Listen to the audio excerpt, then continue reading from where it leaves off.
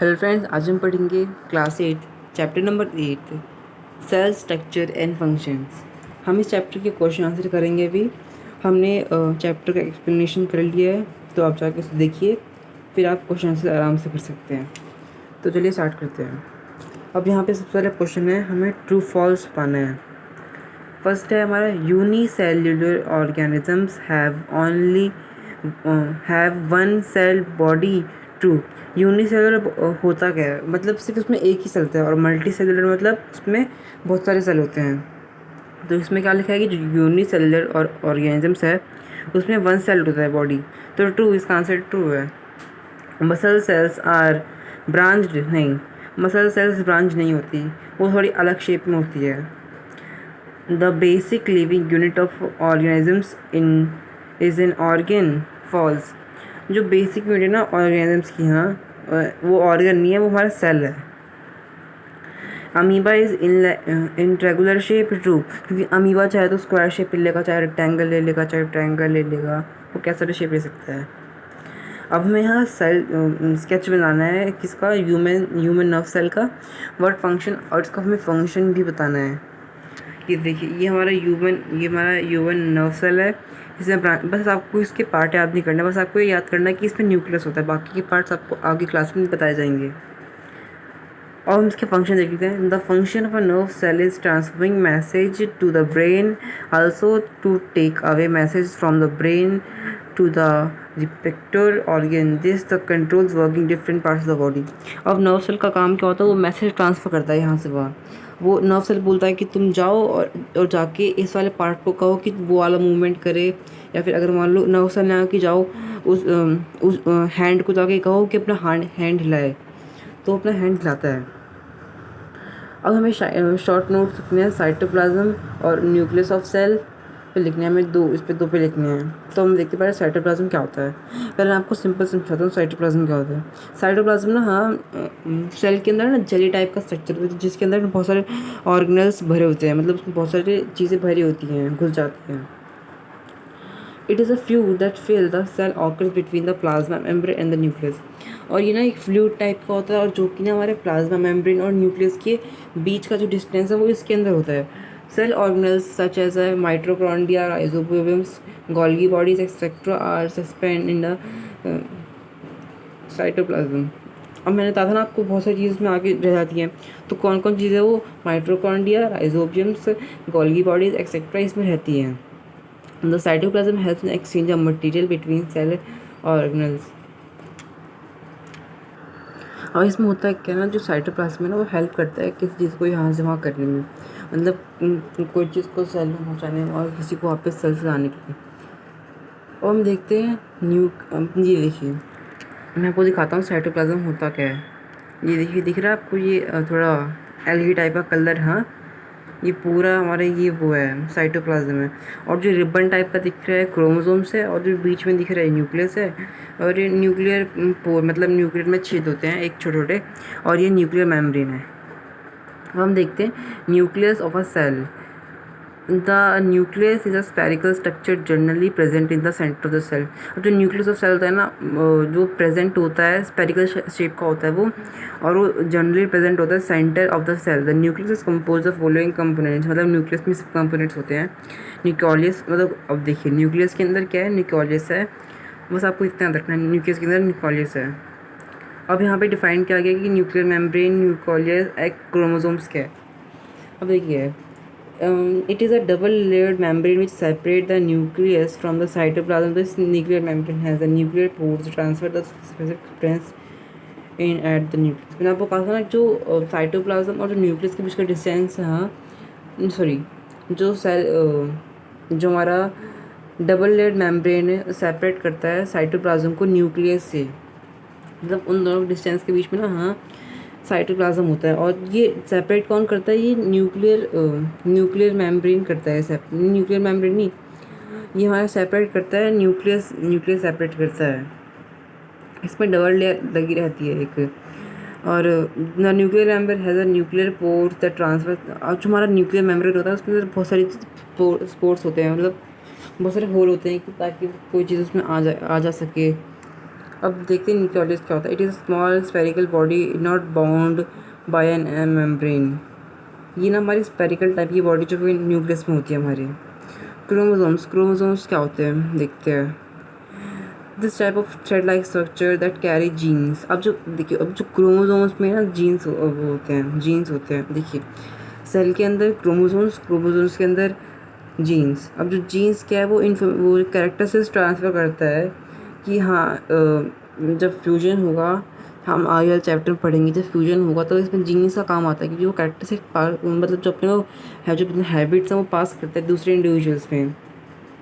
और जो हमारा ये क्रोमोसोम्स है ना, बहुत इंपॉर्टेंट पार्ट प्ले करता है कि किसी को अपने कैरेक्टर देने में। और हमें बताना है कि cell contains organelles which part, कौन से पार्ट में हमारा सेल कंटेन ऑर्गेनल्स होता है।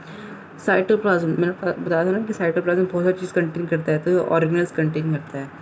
Cytoplasm is a part the cell the contains various organelles such as mitochondria, rhizomes, Golgi body. Cytoplasm is a fluid fill the cell and occurs between the plasma membrane and the nucleus. देखिए plasma membrane and nucleus in दोनों के बीच में ही होता है। और plasma membrane क्या है? Plasma membrane को ही हम न्यूक्लियर मेम्ब्रेन कहते हैं। अब इसके अंदर होता क्या क्या है? साइटोप्लाज्म के अंदर माइटोकॉन्ड्रिया होता है, राइजोबियम्स होता है और गोल्गी बॉडीज होती है। अब हमें डिफरेंस बताना है कि प्रोकैरियोटिक और यूकैरियोटिक में। तो आप चैप्टर देखेंगे तो आपको अच्छे समझ जाएंगे कि प्रोकैरियोटिक और यूकैरियोटिक क्या होता है। तो मैं आपको समझाता हूँ अभी यहाँ पे। प्रोकैरियोटिक से क्या होता है? Most prokaryotics are unicellular. Prokaryotic मतलब यूनिसेलुलर और यूकैरियोटिक मतलब मल्टी सेल्युलर। और प्रोकैरियोटिक मतलब the nucleus in the poorly defined due to the nuclear membrane. मतलब जो इसमें ना न्यूक्लियर मेम्ब्रेन नहीं होता, मतलब इसे हम बहुत मुश्किल से डिफाइन कर पाते हैं कि हाँ ये वाला सेल है, मतलब वहाँ पे न्यूक्लियर मेम्ब्रेन होगा ही, तो फिर ये आगे पीछे हो जाता है ऐसे। The nucleus is well defined and the absence of a surround of nuclear membrane. ये जो होता है जो यूकैरियोटिक, ये अच्छे से डिफाइन करता है क्योंकि इसमें अच्छे से मेम्ब्रेन लगी होती है। अब हमारा ये क्वेश्चन दिखता है, आपको ज़रा बुक लेके बैठनी पड़ेगी। यहाँ पर ज़रा मिस्टेक हो गई है। यहाँ पे जो क्वेश्चन नंबर 6, तो जो क्वेश्चन है 6 वाला, इसमें ना थोड़ा मिसिंग हो गया। तो इसका क्वेश्चन देख लिया। इसका क्वेश्चन क्या है? इसका क्वेश्चन हमारा है कि क्रोमोसोम्स क्या, उसको डिफाइन करना है, ऐसी कुछ क्वेश्चन है। तो देखते हैं इसका आंसर क्या है। The nucleus contains thread like structure called chromosomes. अब देखा था आपने यहाँ पे न्यूक्लियस में थ्रेड लाइक स्ट्रक्चर था। ये देखिए, ये थ्रेड लाइक स्ट्रक्चर धागे जैसा, इसी को हम कहते हैं क्रोमोसोम्स। क्रोमोसोम्स प्ले इम्पॉर्टेंट, अब जो क्रोमोसोम्स है बहुत इंपॉर्टेंट रोल करता है कैरेक्टरिस्टिक्स पास करने में। अब जो कैरेक्टरिस्टिक्स पास करने में आपको ये 9-10 चैप्टर में अच्छे से पढ़ेंगे। मैं 9 चैप्टर की वीडियो बनाई है और 10 चैप्टर की वीडियो बनाई है। आप जाकर उसे प्लीज़ देखिएगा, तभी आप ये मतलब 3 चैप्टर ये साथ में कंबाइन किए गए हैं। द कैरी, अभी कैरी जीन्स कैरी करते हैं कि मतलब अपने कैरेक्टरिस्टिक्स पास करते हैं। आपको इसे इतना याद रखना है। अभी cell are the basic structure unit living organism explain. हमें बताना है कि जो सेल है वो बेसिक स्ट्रक्चरल यूनिट क्यों हैं। तो सभी जानते हैं सेल से टिश्यू बनता है। अब टिश्यू से जब जब देखो बहुत सारे सेल मिलेंगे तब टिश्यू बनेगा। तो बहुत सारे टिश्यू मिलेंगे तो बहुत ऑर्गन बनेंगे। ये ऑर्गन वाला पार्ट है, आप आगे 9-10 चैप्टर में और अच्छे से पढ़ेंगे। बस मैं आपको थोड़ा सा बता दे रहा हूँ। Cell consist various components plants and animals. Cell जो होते हैं ना वो बहुत सारे कंसिस्ट होते हैं various components plants and animals में। The cell is the smallest unit is capable of the living function. वो मतलब कैपेबल होता है ये लिविंग ऑर्गेनिज्म के लिए। Cell of a building block life, मतलब जो सेल है ना, हाँ एक ना बिल्डिंग ब्लॉक लाइफ है। अगर एक भी उसमें से ब्लॉक हट जाएगा तो पूरी ज़िंदगी ख़त्म हो जाएगी। मतलब सेल में तो ऐसा नहीं होता, लेकिन अगर उसमें से एक भी टिश्यू हट जाएगा ना तो मतलब बहुत परेशानी हो सकती है।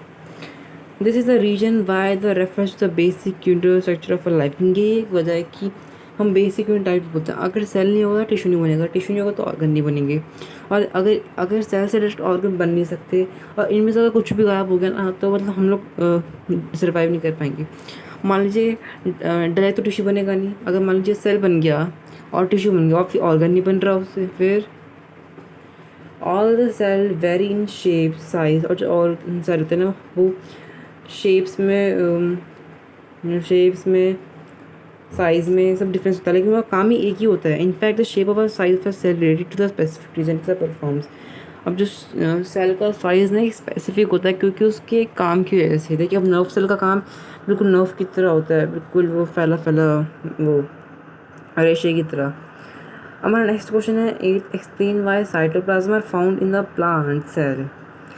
हमें बताना है कि अब जो हमारा क्लोरोप्लास्ट है वो सिर्फ प्लांट्स में ही क्यों पाया जाता है। तो मैं आपको बता दूँ कि जो क्लोरोप्लास्ट है ना, हम प्लांट्स में इसलिए पाया जाता है क्योंकि वो ग्रीन पिगमेंट कंटेन करते, जिसे हम कहते हैं क्लोरोफिल। अब जो जो ग्रीन पिगमेंट है वो बहुत इंपॉर्टेंट है फोटोसिंथेसिस के लिए in green plants. The chlorophyll pigments trap solar energy and utilise the manufactured food of the plant. अब जो क्या करता है क्लोरोफिल ना, वो सन की एनर्जी देखिए अपना खाना बनाता है धीरे धीरे। अब फोटोसिंथेसिस किस में होता है, सन की प्रेजेंस में तो होगा, हीट के प्रेजेंस में होगा, मतलब एनर्जी के प्रेजेंस में होगा। फूड बनाने के लिए क्या चाहिए उसको, कार्बोनेट चाहिए, लाइट एनर्जी चाहिए और वो चाहिए वाटर चाहिए बस। Complete the crossword. ये क्रॉसवर्ड नहीं करना है आपको, आप बस 10th क्वेश्चन देखिए। अब हमें डिफरेंस बताना है, make a sketch of a animal cell and a plant cell and उसके 3 डिफरेंस बताने हैं। हम देखते हैं एनिमल सेल। सबसे पहला डिफरेंस ये एनिमल सेल में क्योंकि एनिमल सेल और प्लांट सेल में कि वो एनिमल सेल सर्कल में होता है, प्लांट सेल थोड़ा लार्ज होता है और थोड़ा वो मतलब थोड़ा रेक्टेंगल टाइप में होता है। और दूसरा डिफरेंस ये है कि उसमें जो वैक्यूल होते हैं बहुत सारे होते हैं और बहुत छोटे छोटे होते हैं, लेकिन प्लांट सेल में एक ही वैक्यूल होता है लेकिन बहुत बड़ा होता है। और एनिमल सेल में जो न्यूक्लियस होता है वो सेंटर में होता है, और लेकिन प्लांट सेल में उसका न्यूक्लियस बिल्कुल साइड में, दिख रहा है आपको, साइड में होता है। और जो एनिमल सेल में ना सेल वॉल नहीं होती, लेकिन प्लांट सेल में सेल वॉल होती है। और जो प्लांट सेल में उसमें प्लास्टिड प्रेजेंट होते हैं, और no other purpose the plastid and the proteasomes इग्न्यू। ये आपको देखना नहीं है, ये वाला आप कुछ नहीं करना है, इसको हटा देना, कुछ और पॉइंट लिखना आप। तो यही पे हमारा चैप्टर ख़त्म हुआ। तो आप मुझे कमेंट करके बताइए आपको पीपीटी से पढ़ना पसंद है या फिर आपको मैं चैप्टर के पीडीएफ डाउनलोड करके आपको पढ़ाऊँ, तो मैं आपको समझा पाऊँगा अच्छे से। Thank you so much.